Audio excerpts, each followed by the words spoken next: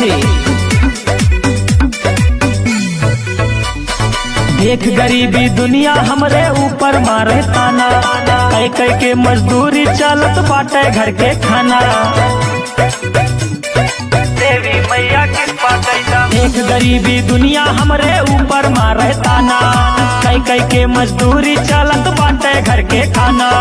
माई बाप मोर रहे सलामत चाहे हमर धन जाए,